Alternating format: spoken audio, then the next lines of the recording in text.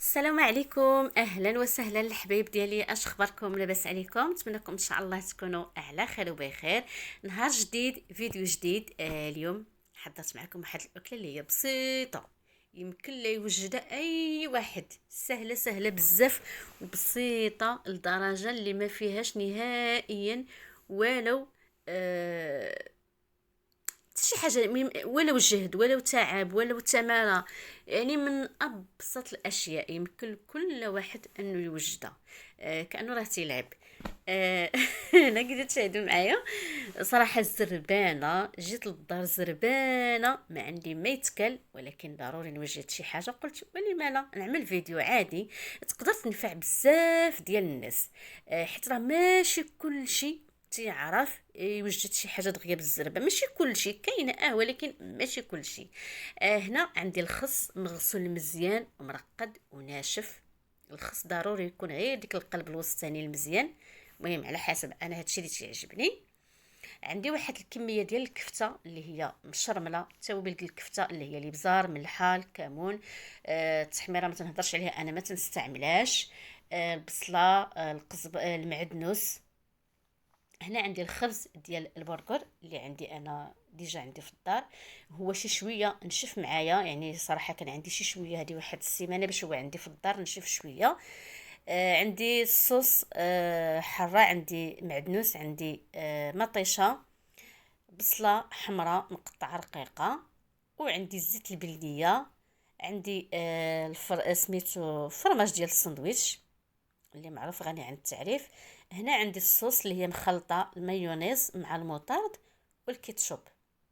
هذه هي الوصفه كيف ما قلت لكم، سهله ديال المعكازات دغيا تتوجد في اقل من 10 ديال الدقائق تيكون عندك سندويتشات واجدين. صراحه انا ما تنبغيش ديك السندويتش ديال البرغر اللي تيكون كبير هكا عالي، صراحه تيجيني كثير ما تيعجبنيش، تيجيني غليظ بزاف.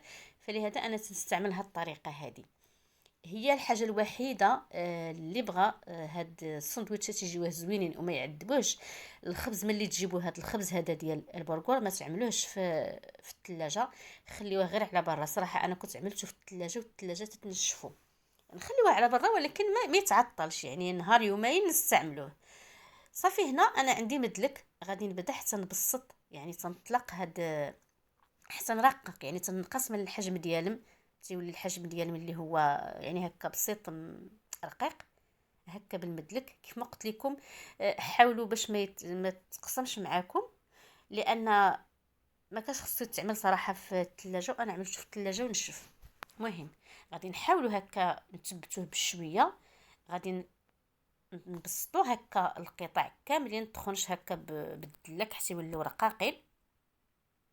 من بعد غادي ندهنوهم كاملين بالزيت البلديه، يعني كل قطعه غندهنوها بالزيت البلديه، ضروري تكون زيت البلديه، تيجي واحد المذاق رائع فيهم.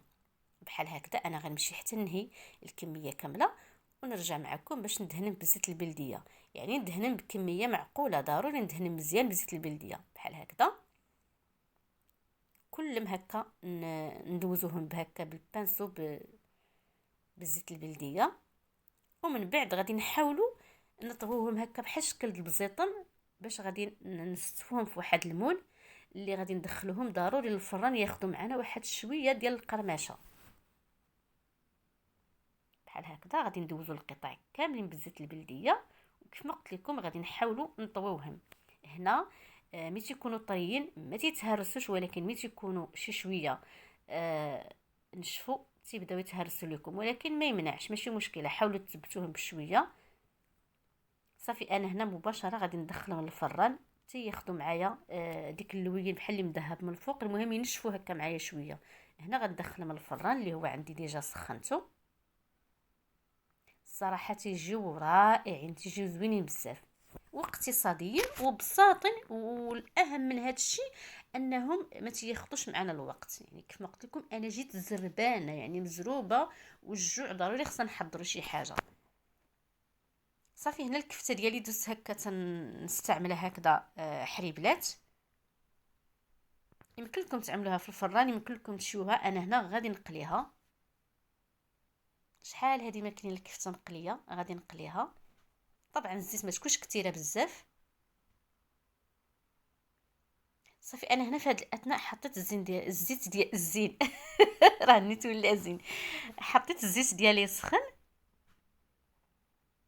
باش غادي ندوز مباشره نقلي هاد الحليبلات ديالي ديال الكفته على هاد الشكل هذا. تنعبطوها هكا بيدينا، نحاولوا نعملوها شويه رقيقه على هاد الشكل هذا.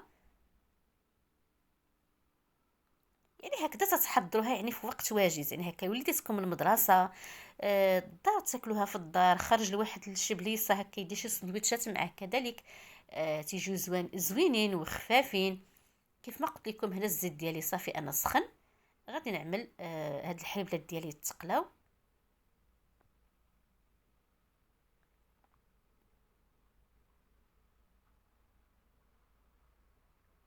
على هاد الشكل هذا، وغادي نبدا تنقلب. يعني اللي تحمرت ليا غادي نبدا تنقلبها صافي. هنا بعد ما تحمصت ليا الخبز واحد شويه، يعني شدت في راسها مزيان، خدات هاد اللوين كما تتشوفوا وجمعت راسها ما بقاتش مرخيه. خرجتها من الفران، غادي نخليها تبرد تماما، يعني غادي نخليها تبرد صافي. هنا بعد ما بردت ليا الخبز اللي انا دخلت الفران، غادي نخلط ديك الكميه ديال المعدنوس مع البصله كذلك الخس قطعته قطع رقاق. غادي ندوز مباشره نبدا تندهن بالصوص هذا الخبز ديالي، وغادي نعمر. يعني غادي نعمل الكفته، غادي نعمل البصله، ما نعمل البصله هي الاولى، من بعد ما ندهنهم بالصوص غادي نعمل البصله هي الاولى. الصراحه تيجيو زوينين بزاف، والله الا تيجيو غزالين ولذاذين. وصفه اللي هي بسيطه، كيف ما تنقول لكم دائما حنا تنمشيو مع البساطه ومع السهل. صافي الكفته ديالي صراحه زربت عليها، ما خليتهاش بردت لي بزاف، يعني باقا شويه تطلع فيها البخار، ولكن ماشي مشكله، حنا بغيناها تبقى دافيه شويه. صافي هنا كيف ما قلت لكم غادي نبدا تنحط نص شريحه ديال الجبن اللي خاص بالسندويتشات، وغادي نعمل شويه ديال البصله اللي انا خلطتها مع المعدنوس، لان المعدنوس صحي خصوصا ملي تكون باقي طري.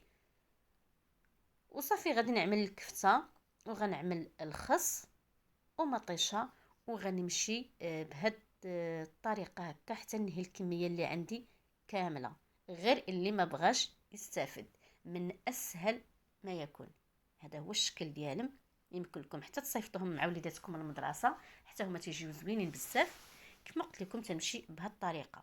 الوصفه كيف ما قلت لكم في البدايه ديال لا فيديو بسيطه، وحنا دائما تنمشيو في البساطه وفي الاقتصادي وفي ديك الشيء اللي هو غادي يكون متوفر، والاكثريه يعني راه تيكون هذا الشيء متوفر على قد الجيب الواحد، على قد القياس ديال الواحد.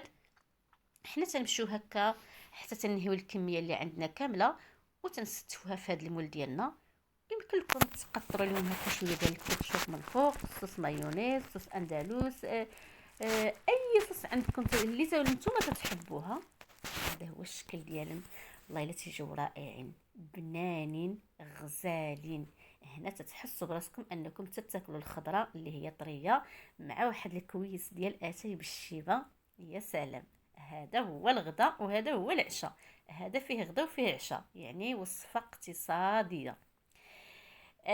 لحد لهنا غادي ينتهي لا فيديو ديالي، وغادي نقول لكم شكرا والى اللقاء. شكرا للكومنتات ديالكم الزوينه، شكرا للمتابعه ديالكم، والى اللقاء لفيديو قادم باذن الله. مع السلامه.